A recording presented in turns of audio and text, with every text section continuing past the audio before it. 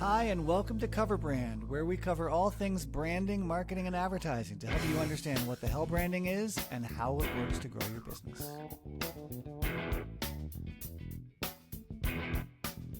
Welcome and welcome back to Cover Brand. I'm Ethan Decker, and today I am excited to have Nic Hinwood back on the show. Hello, Nic. G'day. How you going? I love that. What time zone are you in? I know we talked where you calling from last time. You're calling from Australia. What time Yep. zone are you in right now? What time is it there? 11 a.m. on 11 Wednesday. a.m. on Wednesday. It's 5 p.m. on a Tuesday here. Yeah, you're gonna have a great sleep. Okay, tell Tell you me. that. Thank you. Talking to you I from the appreciate that. future. Yeah, What I yeah. really Oh, need to good. know is what stock should I buy for tomorrow? What game should I bet on from the future? Please let me know. So as usual, we're going to get into some cover songs as a beginning, though, for the listeners. Today is an episode of Shop Talk, where Nic and I get into the business of branding and marketing. Nic is in the business of branding and marketing and advertising. So we're going to swap stories and talk about techniques and methods, throw in a little brand science as we go, as always. And it should be helpful for not just those running a company, but also maybe those doing branding and marketing services itself. Let's hope that's how it goes. Fingers crossed. So first, let's get into cover songs. What did you bring me today, Nic? I brought cover song. This is Taylor Swift's Cardigan, covered by Something for Kate, an Aussie band on Triple J's Like a Version. Okay, that was so many words. There's a lot there. Yeah, I love it. So Taylor Swift, I think we all know that one. Cardigan is a track. Cardigan. Yes, Cardigan. That came from the Folklore album, which is my favorite Taylor Swift album, I must say. And as someone who has the musical tastes of a 13-year-old girl, I say that with some authority. She said my daughter loves it. Yeah. Yeah. There you go. It's a really great album. Cardigan is a great song on that album. And that came out just before the pandemic or during the pandemic, because she built that album. She wrote it with her collaborators during the pandemic remotely. They traded tracks back and forth. It's a fascinating story. Cool. That is cool. You can watch her video, like I did, the making of Folklore. It's a nice little film. This is not going to turn into a Taylor Swift episode. Do not worry, people. But Cardigan's a great song. Tell me about the cover. Now, who's the artist? The artist's name is? So the band's Something for Kate. Something for Kate. Something for Kate. Yeah. Yeah. So they're they're an Australian band I grew up with. Super popular in the early 2000s. Okay. And then so they've been around a while. Yeah, their frontman Paul Dempsey is kind of like it's not underground. He's really popular in Australia. Okay. Just does these really beautiful, intimate covers. Nice. And yeah, this is one that's just an absolute delight. Okay, so Something for Kate covered Cardigan. And did they do that soon after the song was released, or did they do it in the past year? No, relatively soon after, I think. Okay. Yeah. Got it. And it's a faithful version, or do they kind of crank it into their own style? They added their own style, Nice. which is it's what I love about the format of the radio station that kind of runs these covers is they let them. But there's a real playfulness to this. There's a exploration. There's how do we make it ours? Right. How do we make it not make it better? Make it ours. Right. Turn it into your own, which is that is when I really tend to love covers the most. Even though I really loved the last cover you brought. Yeah. Which was a faithful version, but a beautiful version. That's right. Yeah. But yeah, generally, so this one's a little different. This is they've turned it into a Something for Kate song. Yes. Yeah. Nice. They have. Okay. They own it. I will add that to the playlist on Spotify, the Cover Brand Covers playlist, so folks can listen to I will queue it up so I listen to it right after we're done talking. Very excited. Fantastic. Fantastic. Thank you for bringing those. I love learning about music. I love especially cover brands, cover songs, Mm, obviously.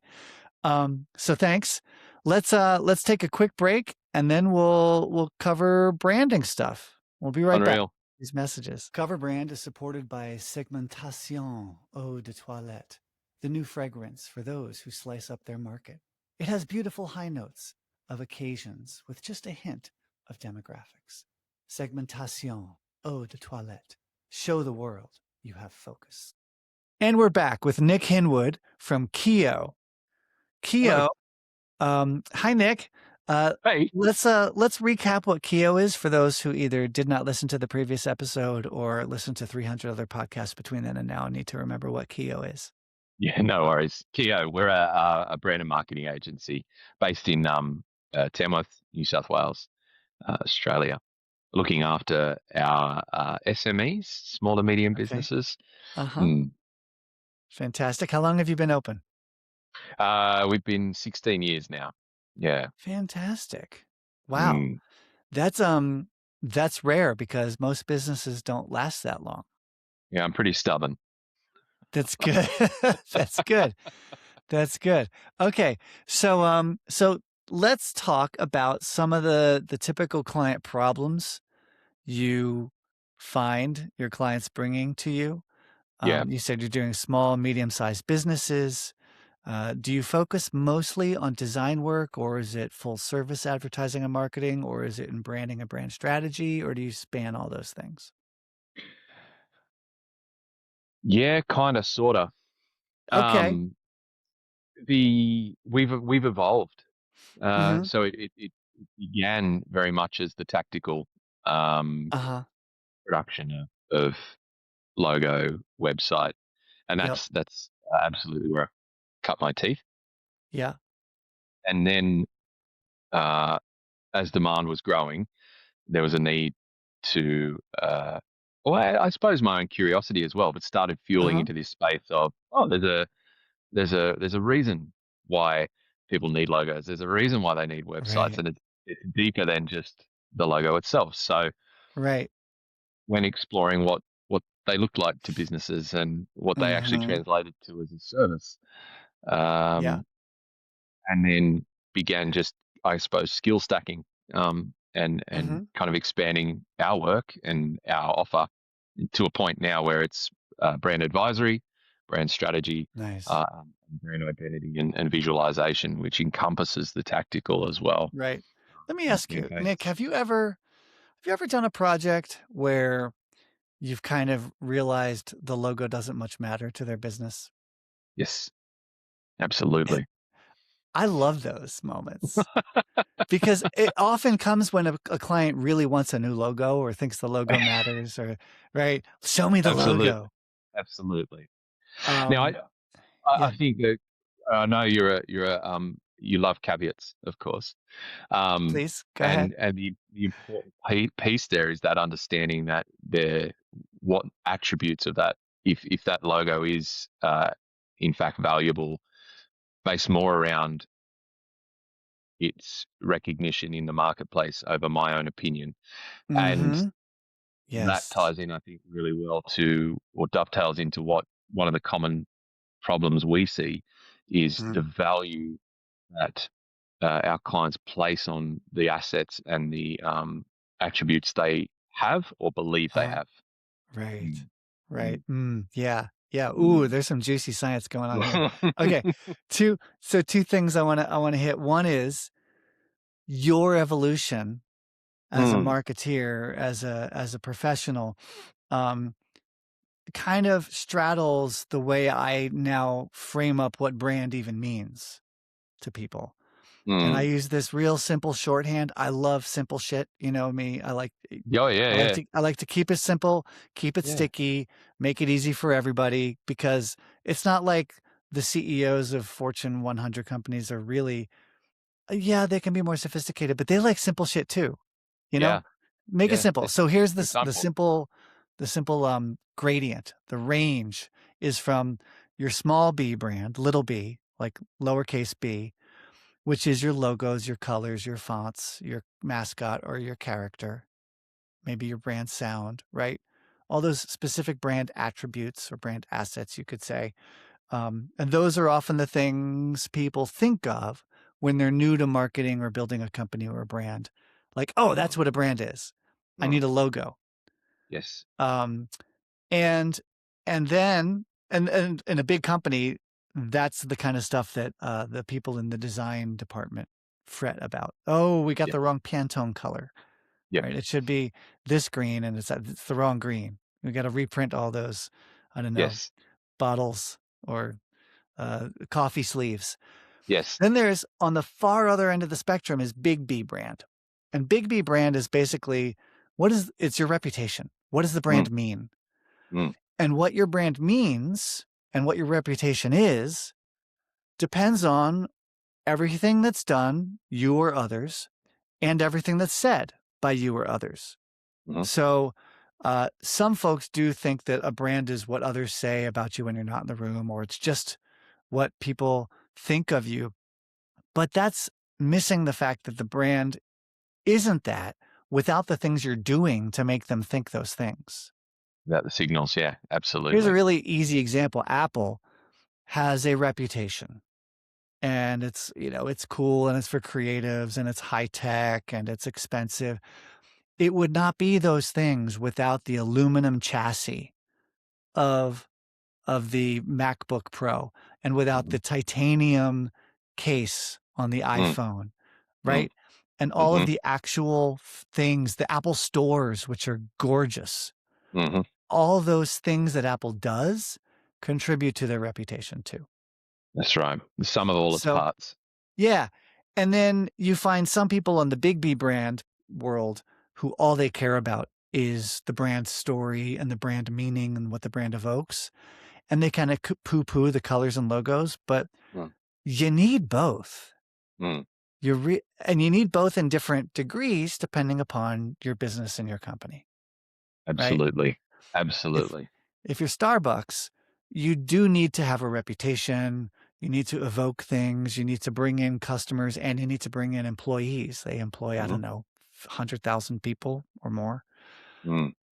And then you also need that green mermaid Yep. that you can spot from a half a mile away on the freeway so that you know Any where to get a person. coffee and take a piss. Exactly. Exactly. So you've Exactly. evolved to go from just Little B brand to do the whole range, Little B and Big That's B. that's right. Yeah. Cool. All right. Um, so then let's talk about the other piece, which is that notion that you might not even need a logo to do the work that you want to Mm, do. Like mm. what's an example, if you have one, of a story or a situation where Yeah. you're talking to their clients and they're like, I need a logo. And then you actually figure out, no, well, No, the logo, but let's focus on these other things first. yeah, it's absolutely uh, it's a really common trigger point, pain point. Yeah. Um, what and I think that's part of that journey we took in our own evolution was the pain of actually recognizing for ourselves that we had been spending this time saying you do need a new logo, you do need this identity, just at the Uh-huh. tip of the iceberg. But at that everything below and those foundational fundamentals of pieces that you know what that logo is representing and the pain. It's Yeah. actually in that proper diagnosis. Right. Um, and the journey is the challenge because Yeah. it's taking an owner's or a business owner's decision from them Hmm. who's decided that this logo or changing this is what we need to do, and I've got the Right. budget for that, and that's what we're going to Right. invest in, and everything's going to fall in line after that because perhaps that's what we did last time. Hmm. Um, that's I created it, and Yeah. uh, so it's mine, and it's a baby. It becomes their baby. It's Yep. because and this is the challenge. They don't see that it's a representation and a signal and a flag Hmm. of everything that they perceive as their own, and so it's Yeah. such an internal Yeah. ownership. Yeah. Yeah. So brand science, let me brand science on you for a quick sec, but this is that notion of a brand equity. Mm. You might have heard this term. What are your brand equities? Uh-huh. And people think, well, the logo, the colors, right? The mascot, the things, Mm-hmm. and we can't, Lord, we can't, like you're saying, we can't change our brand logo. Mm. We've had it for this many years, and it means so much to me. Yes. So you've got two challenges there, Nic, which I know you've struggled with. I struggle with too sometimes with clients. One is they have to realize that the meaning to them might be really different from the meaning to their customers and prospects. Mm-hmm. Mm-hmm. That's one. I actually had that. I don't know if I can find it. My first logo, oh, I did find it, was a star. It was a fractal star. Uh, Ours was too. here, Not a practical no star, way. Are but you it was a shitting me? star. No, we So started with a star. so for those who can't see this, I'm holding up an old business card. It's a star, but on each of the 5 points, it looks like another star, like baby stars are sprouting, like broccoli, right? Broccoli has little bits on little bits and branches on branches and branches. So it meant something to me. It has something to do with my past and my academic studies. It didn't mean shit to my customers, and they just glanced right over it. Mm. And I was like, okay, so that brand meant something to me, but it means nothing to others. Mm. Um, so I came up with a new logo, which I know you've seen, Nic, The which is frog. the frelk, the frog with elk antlers. People love it. They love it. They don't quite know what it means, but it's fun and evocative, and it's like small but mighty, right? It's a little frog, but it's got these mighty antlers on it, and people want the stickers. Nobody ever took a fractal star sticker, Mm. but everybody wants frelk stickers and frelk hats when I give them away. I Yep. shit you not. So that's the first piece, is getting an owner, especially, or a business manager, to think of what their customers and prospects think, Absolutely. not Get what them out of they the jar. think. Yeah. Get them out of the jar so they Yep. can see the label from the outside. Biggest, 100%. yeah, show and tell. But yeah, classic Vegemite. Yeah. But that's I've got hundreds of these, not these, the small little condiment. They're all throughout the office. Okay. Because I send them away as a visual cue to remind them Okay. that they're in it. They cannot read the label, Oh, and when it's you're it's inside your own jar, mm, you're covered can't in read the label, Vegemite and you can't read the label from the outside. and it all looks like shit from in there, right? Well, yeah, Vegemite does. Do you always send them Vegemite, or do you send them things that are Yeah. less palatable?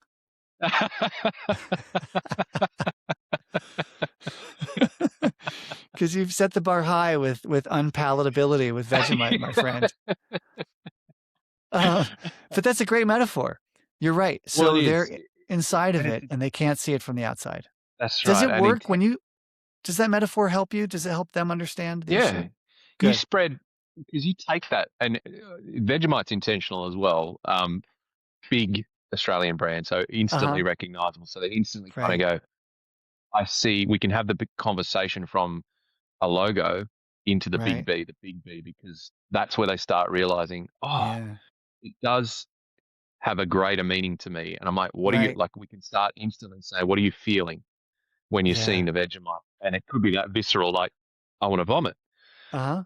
Then we can say, without context or meaning, and this is what, to me, what big B branding does, provides context and meaning Yeah. to what we see. So sound, feel to what we see.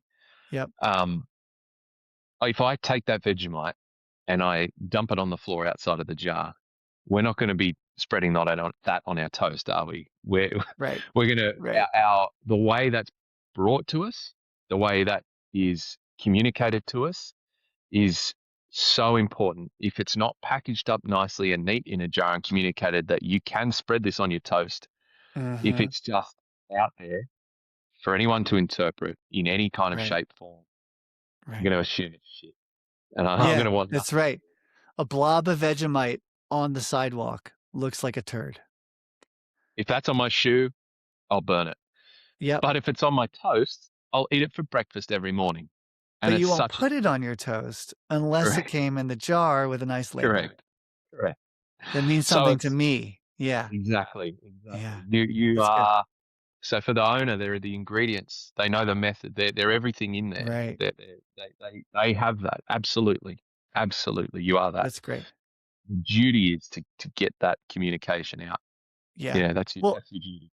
that is. And so if the Vegemite jar works as a metaphor and as a symbol and as a prop, then fuck yeah, use it. Like that's because it's Mm, the emotional work that is the barrier to getting the strategic work done, right? absolutely. Absolutely. Right?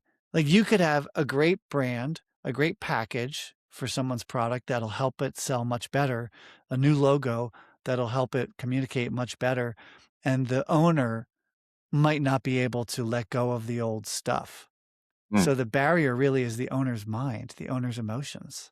perception. Which Yeah. which is true. It's Uh-huh. and I think that's the really important part is actually as we go on a journey, it's confirmation that Yeah.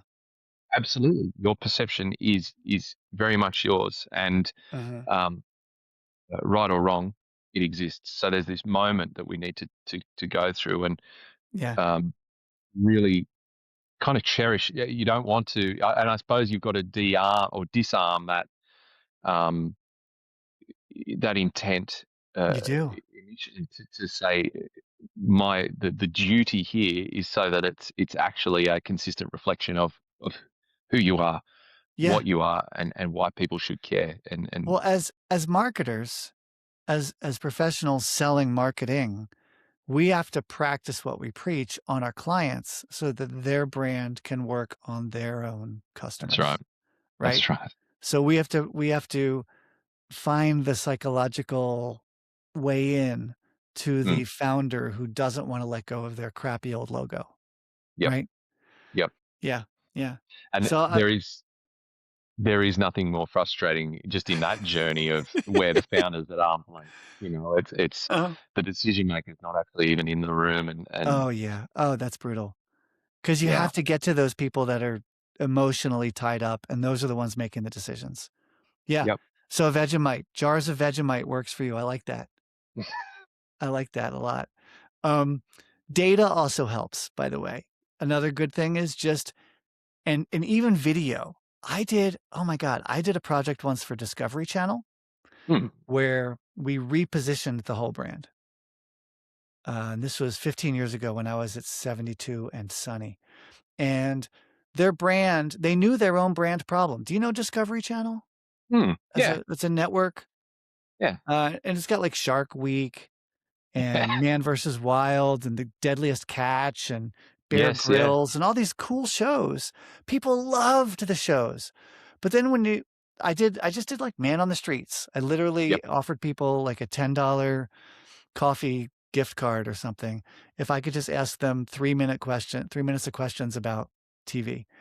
And I would, I'd find out they watched the shows. They loved the shows. You get this huge, oh, I love Shark Week. I always put it on my calendar.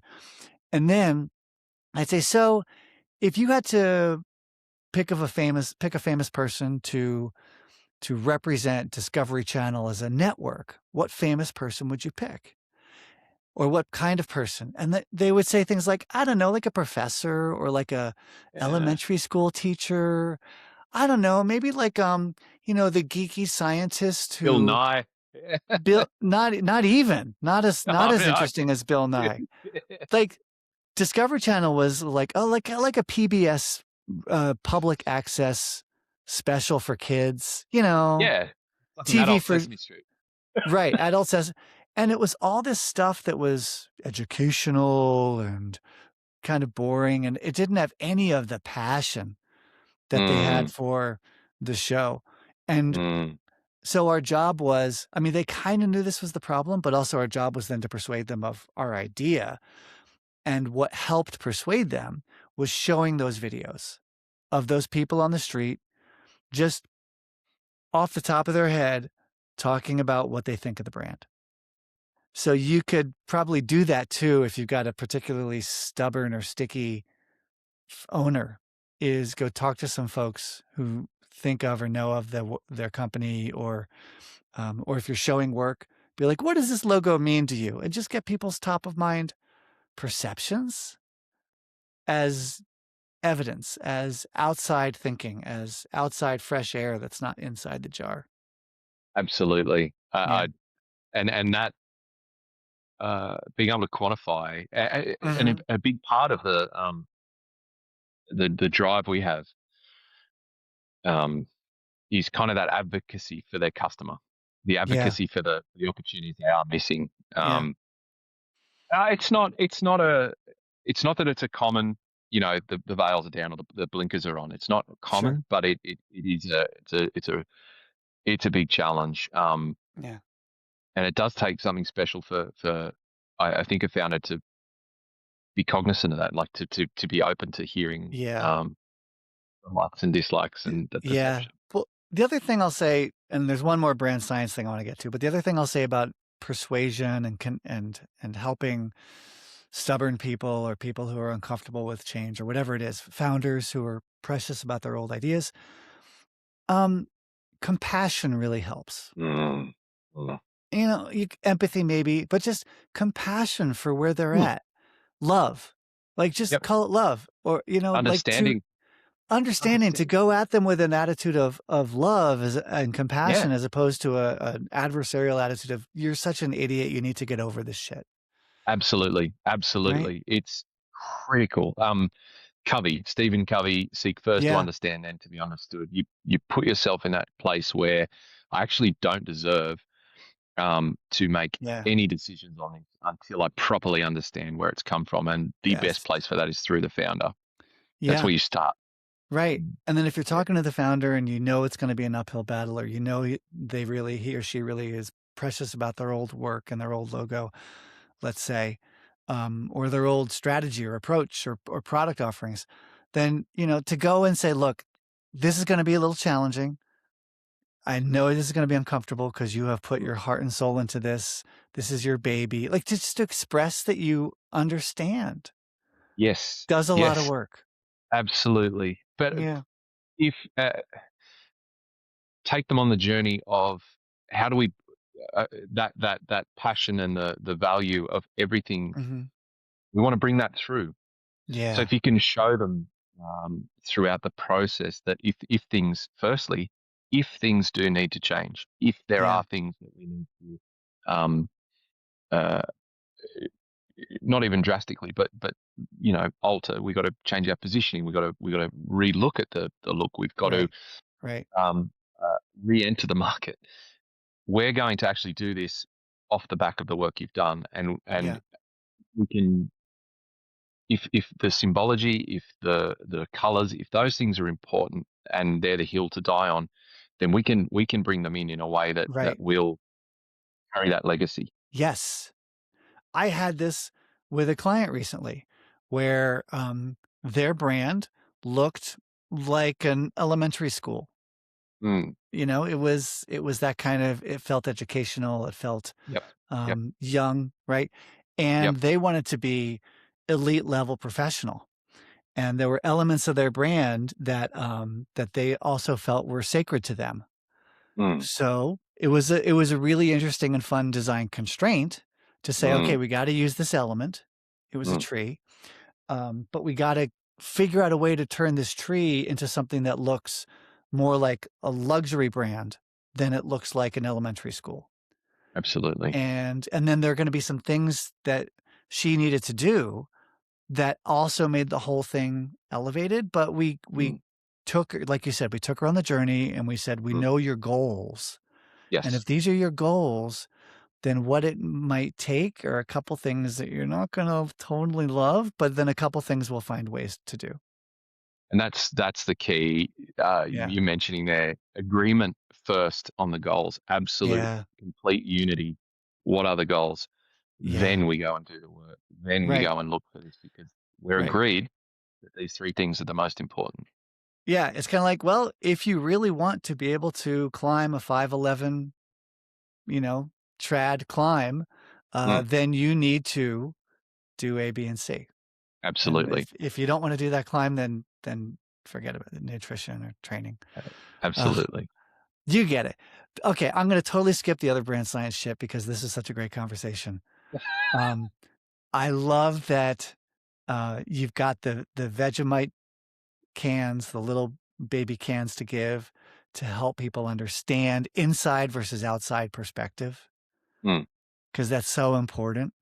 mm, I love that you've evolved from little B brand to big B brand and now the whole spectrum between, yep, from just your logo to your entire company's offering, its mission, its way it goes to market, its reputation. yep, Um, and I love that you focus on the emotional work because the people work is the work, right? yeah, yeah. Believe it or not, And without I people, we're not selling anything. They're I not know. buying. Yeah, yeah, yeah. Yeah. And being good with people matters, right? Yes, Because absolutely. you're trying to persuade, like you said, you're trying to persuade a persnickety founder to let go of something that matters a lot to them, perhaps. I recently was looking into influence, and Mhm. actually there's a speaker here in Australia, incredible, Anthony Bonici, who spoke around influence, Uh-huh. and we were addressing the idea of that as a is that where does that actually become a dirty word? Where's the line in the sense of does that become manipulation? And I Mhm. think uh, that when you stack up against what are the levers that you pull in influence, Mhm. they are exactly the same as the levers you pull in manipulation, and that's why there's a Yeah. this okay, if we're trying to influence the behavior, Yeah, yeah, yeah. the key differentiator is intent, Yes. and no one understands your intention unless you behave in the appropriate way, Yeah. unless you are welcoming, unless you are lead with candor and vulnerability, and And sometimes even just spell out your intent. Like, I find that that could be so helpful. You're right, yep, because the influence, the persuasion, the manipulation can be for bad reasons or good. And if you just flat out say, "Look, I'm asking you to do something hard, not because I want to win awards. It's because I want you to succeed, and I think this is the path to help you succeed." Then 100% that declaration of just intent. yep, Because yep, to me, that's the resistance is. I don't believe this is there's manipulation here. Exactly the same levers. yep, Yeah. yep. Clarify your intent. Yeah. Fantastic. Nic, it is always great talking with you. Yes. So good. Thanks for coming on the show to do some shop talk with me. My pleasure. I loved it. Um, we Yep. will, we will, I'm sure, talk more in the future, and Fantastic. maybe on the show, and hopefully actually in person because I gotta get down to Tamworth at some point. Absolutely. Absolutely. You do. Great. All right. Enjoy the rest of your day. Cheers. You too. Thank you. See ya. That's it for this episode. If anything stuck with you from today's show, good. That's the point. Be simple, be sticky, and stay classy, San Diego. If today's conversation made you rethink something about your business, consider calling us to get more formal help for your brand or your team. I run workshops and strategy sessions to turn science into success. Cliche, that's cheesy. Learn more at appliedbrandscience.com.